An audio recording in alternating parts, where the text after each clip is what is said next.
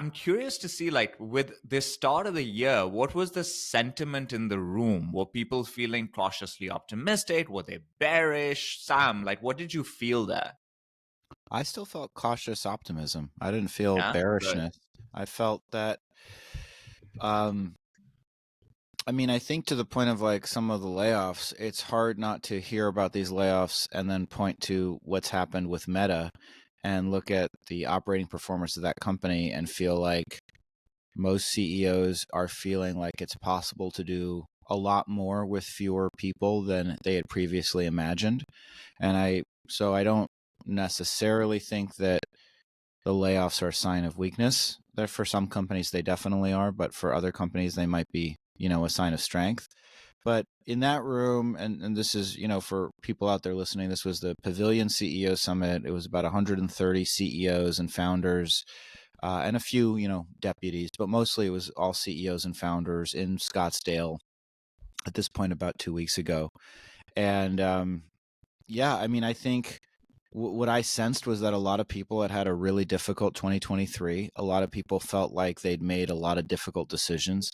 And I definitely felt like there was a resolve in the room, a resolve. And I think there was also maybe just a little bit less like irrational optimism or irrational Mm, exuberance.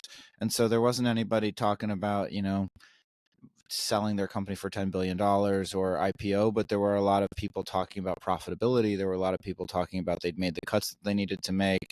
There was a lot of people, including, we mentioned some of the listeners to the show that it had a terrible 2023, but now we're seeing consistent growth. There were companies, like AJ and QuotaPath that had a strong December. They just had a great January.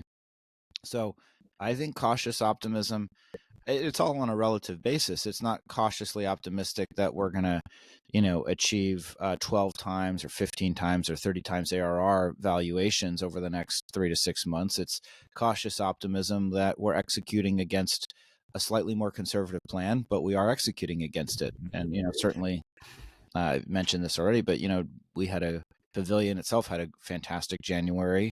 We beat both our internal and board plans.